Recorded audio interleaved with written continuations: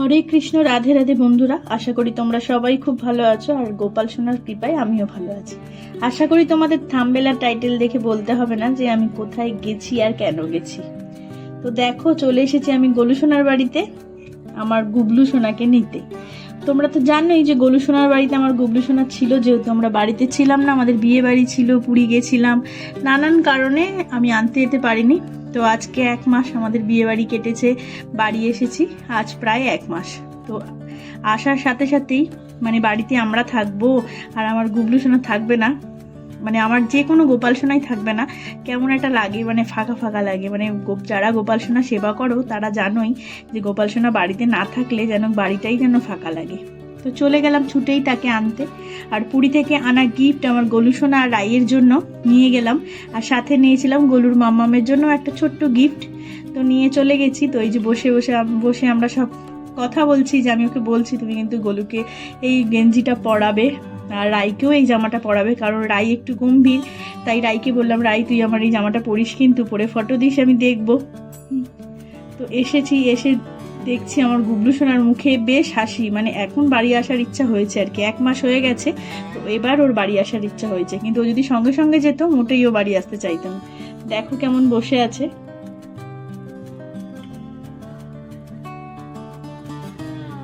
আর এই জামাটা যে পরে আছে, এইটা গোলুর মাম্মাম ওদেরকে গিফট করেছে, ওরা এই পরেই চলে আসবে বাড়িতে। আর আজকে সন্ধেবেলার ভোগে ওদেরকে দিয়েছিল লাড্ডু আর সিঙ্গারা, খুব মজা করেই খেয়েছে। আর এসেই দেখা হলো নতুন সদস্যর সাথে আমাদের ব্রজসোনা এত মিষ্টি মুখটা, কি বলবো। আর গোলুদের থেকে ছোট, গুবলুর থেকেও ছোট, আর ছোট বাচ্চাদের জানো তো বেশি ভালো লাগে। আমি তো ওকে তুলে নিয়ে কোলে বসিয়ে আদর করছি, খুব ভালো লাগছিল। আর কেমন মিটি মিটি করে তাকাচ্ছে, খুব মিষ্টি মুখটা। আর আসার পরেও যে অঙ্গরাগটা করেছে ওতেও ওকে আরো বেশি মিষ্টি লাগছে।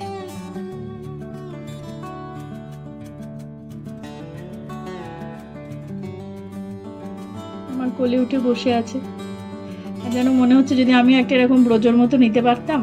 কিন্তু আমার তো ঠাকুর ঘরটা ছোট, তোমরা সবাই খুব জানো, ইচ্ছা থাকলেও নিতে পারবো না। তবে ব্রজর যদি ইচ্ছা হয় আসার, তো আসবে হয়তো। সবাই একসাথে বসে আছে, আর রাইয়ের কিশোরীর মুখটা কিন্তু বেশ ভারী। দুই সখার মাঝখানে বসে আছে, তো এক সখা চলে আসবে, ওই জন্য মুখটা আজকে ওর খুব ভারী ভারী।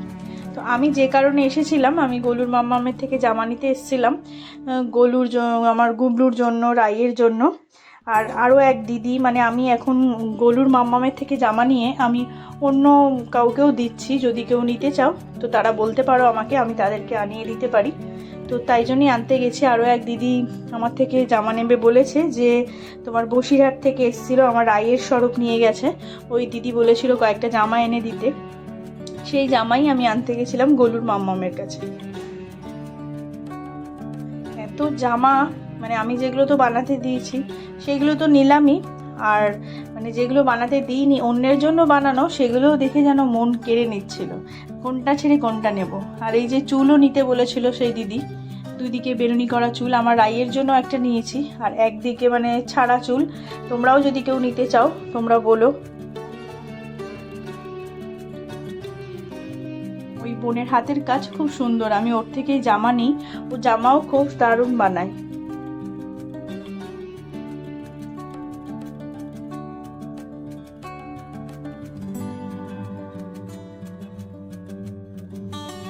কি এত কথা বলছিলাম জানি না, তবে ওই জামা কাপড় দেখছিলাম আর সেই বিষয়েই হয়তো বলছিলাম কথা।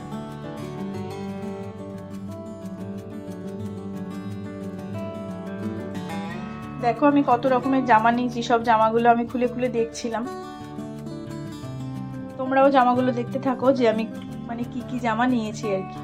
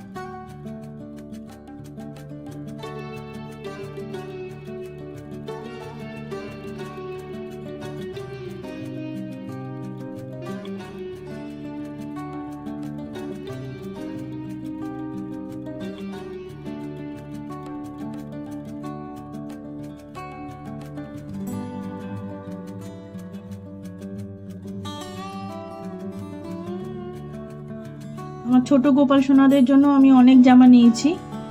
তোমরাও যদি ছোট ছোট গোপাল সোনা যাদের ঘরে আছে তাদের জন্য জামা নিতে চাও তো অবশ্যই আমাকে মেসেজ করো যে তোমরা নেবে। আর এই প্লাস্টিকটার মধ্যে অন্য একজনের জন্য সমস্ত কিছু বানানো ছিল, কিন্তু তার জামা কাপড়গুলোও দেখে এত ভালো লাগছিল, ওখান থেকেও আমি 2টো জামা নিয়ে নিয়েছি। আর দেখো ব্রোজো কেমন জামা পরে বসে পড়েছে, কারণ আমার সাথে যে যায় গুবলুর পিসি আর কি, ও ব্রোজোর মতন সোনা নেবে, তো তাই জন্যই মানে ওকে দেখছে যে এই জামা পরে ওকে কেমন লাগবে, ওরও জন্য জামা অর্ডার দিয়েছে আর কি। আর এই যে হোলি স্পেশাল এই কাপড়টা আনা হয়েছে যে হোলির জামা কাপড় করবে। আর আমাদের এতটাই দেরি হয়ে গিয়েছিল সেদিন যেতে, ট্রেনে ভিড় ছিল, রাস্তায় জ্যাম ছিল, তো সেই কারণে আমরা যে ওখানে বসেই প্রসাদ গ্রহণ করব সময় হয়নি, তাই জন্য গোলুর মাম্মা আমাদের প্লাস্টিকে করে প্রসাদ দিয়ে দিয়েছে, বলছে তোমরা যাও বাড়ি নিয়ে গিয়ে খাবে। আর এই যে রাইয়ের জন্য এবার বাড়ি চলে আসার পালা। রাইয়ের জন্য ব্যাগ নিয়ে গেছিলাম, কেন এমনি আনা যায় না, হাতে খুব মানে লাগে আর কি। তো রাইয়ের ব্যাগটা ওর মা সেটিং করে দিচ্ছে। আমি এই ব্যাগটা অনলাইন থেকে নিয়েছিলাম, কিন্তু অনলাইন থেকে নিয়ে আমি সেটিং করতে ঠিক মতন পারি না, কিন্তু যেটা আমি আমাদের বাড়ির কাছ থেকে কিনেছি গুবলুকে যেটাতে নিই, ব্যাগটা খুব সুন্দর।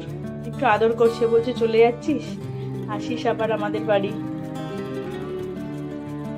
তবে আমি বলে এসছি আমি আর আনবো না দুজনকে একসাথে। জানো তো বন্ধুরা, তোমরা যারা মানে গোপাল নিয়ে কোথাও যাওয়া আসা করো তোমরা হয়তো বুঝতেই পারবে, গোপাল সাথে করে নিয়ে গেলে খুবই কষ্ট হয় নিয়ে যাওয়া নিয়ে আসা। যেখানে সেখানে তো গোপাল সোনাকে বসানো যায় না, আর সবার সাথে মানে কারোর হাতেও দেওয়া যায় না, যে অসুবিধা হচ্ছে বলে। আমি নিয়ে নিয়েছি রাইকে, আর ওর পিসি নেবে গুবলুকে।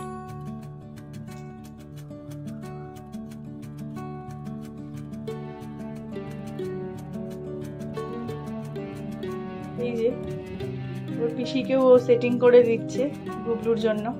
যখনই আমরা কোথাও যাই ওর পিসি আমাদের সাথেই যায়।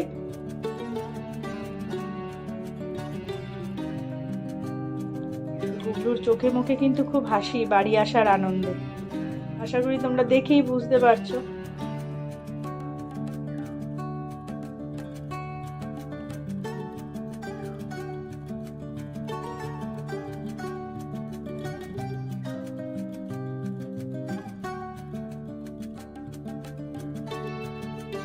গোলুর ঠাকুমা এসছে, গোলুর ঠাকুমা এসে বলছে গুবলুকে আর রাইকে তোরা আবার আসিস, আমার বাড়িটা ফাঁকা হয়ে গেল। আর যেই জামা কাপড় নিয়েছিলাম কাকিমা বলছে দাও জামা কাপড়ের ব্যাগটা, আমি তোমাদের অটোতে তুলে দিয়ে আসি। হাসি হাসি মুখ থাকলে হবে কি গুবলুর, সেদিন আসার পথে আমাদের খুব মানে অসুবিধা হয়েছে, আমরা অটো পাচ্ছিলাম না, ট্রেন লেট ছিল।